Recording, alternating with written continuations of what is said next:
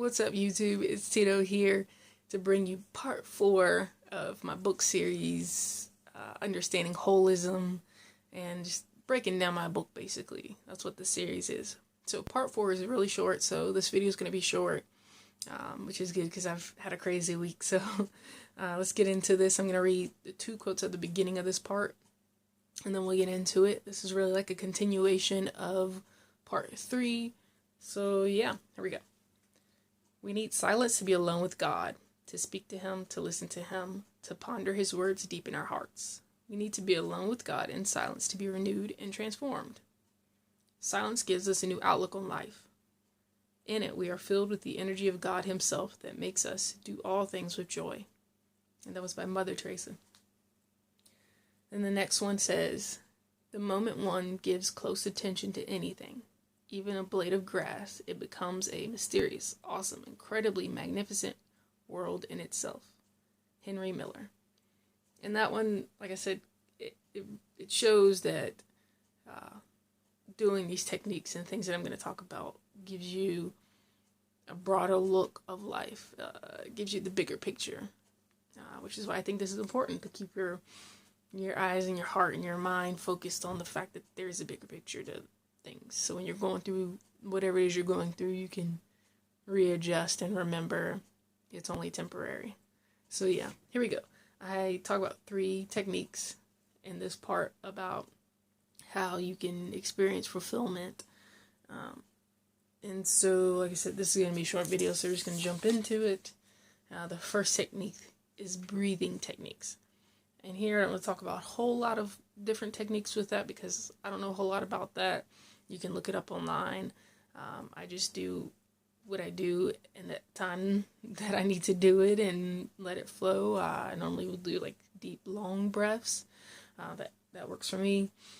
But there's this book that I quote in here. It's called The Healing Power of the Breath. And they just talk about how like voluntarily changing the rate, depth, and pattern of breathing can send messages to your brain. I talked about this before, that you know, when you're in a certain situation or you find yourself thinking negative thoughts, whatever it is, you can stop and readjust.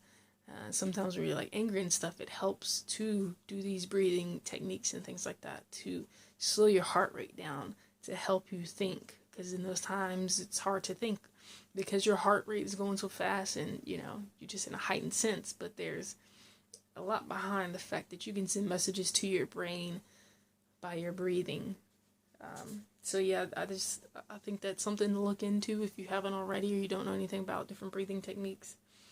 You can do it at night, you can do it in the morning. Like I said, in certain situations, you can do it when I'm around certain situations or in certain places like at work and stuff. I definitely do it when I find myself getting like tense or upset or having negative thoughts or whatever it is to just stop and breathe and then readjust my thoughts the best that I can. So yeah, that's definitely one of the techniques that I talk about in here.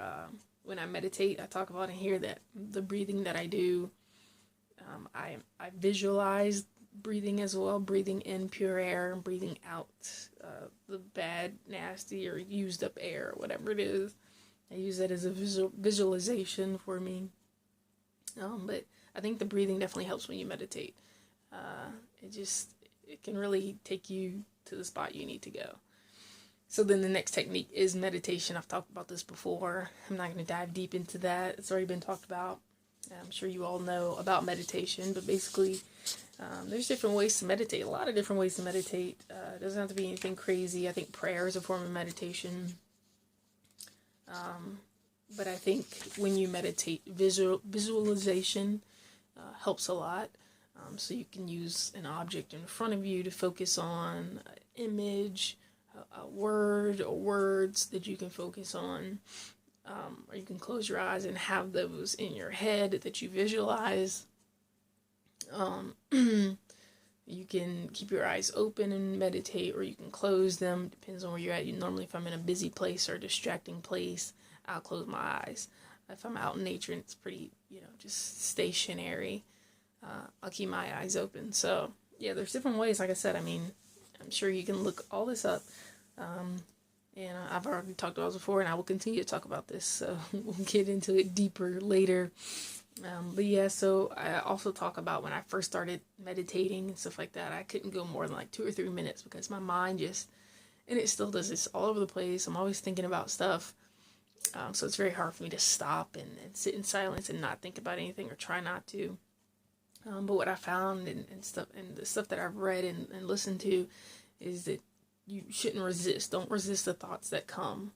Just let them come and then let them go and just let it happen. Because once you start resisting, it just takes longer to try not to and all this stuff.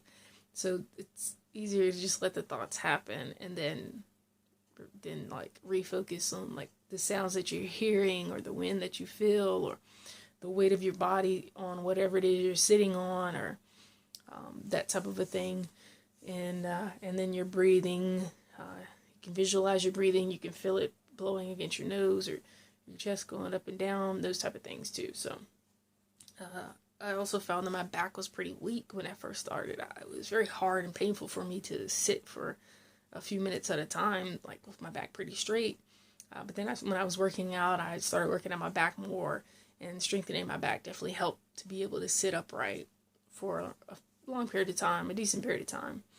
Also setting timers has helped me a lot too, because I'm like, dang, is it 5 minutes yet? But I know with the timer that it'll ring when it's 5 minutes. This new meditative method, I guess you could say, is called the Passanon, I guess. I don't know. But basically, like, I'll put my hands like this, and then I'll just sit and just do slow breathing, like regular breathing or whatever. But I don't know, that one is just what really works well for me right now. I know about energy and the way you do your hands, 'cause like some people sit like this, and I know like the Illuminati and all that stuff. But I don't really do that. I've heard you can sit with your hands out when the sun is out, and you can like get energy, I guess. I don't know. But I do know that what I just told you has helped me get in a meditative state faster. So yeah, and apparently I think the Buddha, or I don't know if you just say Buddha or the Buddha, I don't know the correct term would be, but apparently when he received nirvana, that was the method that he was using. Apparently, that's what I'm told, or that's what I read. Okay, so yeah, then the next technique is the rhythmic movement. So this one I talk about like yoga, tai chi, rebounding. I haven't found a good trampoline to fit in the van yet. But I don't know if somebody's coming or not, so sorry. But once I do, I will get one to put in the van. But I use trampolines at my family and friends' house back home a lot. That really helps your body circulate and get to moving. But you know, these are just different techniques and ways to help your body relax and just concentrate better and get you rejuvenated and energized and all that good stuff. And it can also get you in the presence of God, because like again, like I said, just focusing on the bigger picture and then being in silence and, you know, the deep breathing and things like that really realigns you. And I think it helps a lot.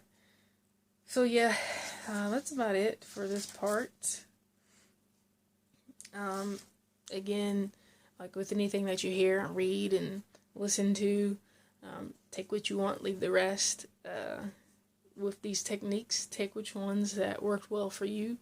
Sometimes you have more time to do rhythmic movement than you do to sit and meditate or whatever it is. So, yeah, do what works for you. I'm going to get off of here. I'm a little all over the place. Sorry about that, but it's been crazy. I'm working my 12-hour shifts now. I'm exporting my Vlogmas for the main channel for week 1.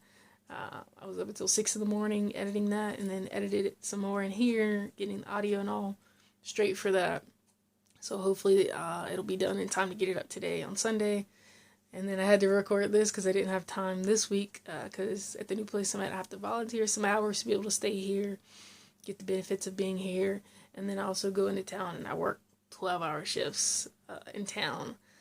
And so yeah, it was pretty crazy this week. So now that I'm getting the schedule sorted out for the most part, hopefully I'll do better with this. But that's why I just want to do this video in one shot.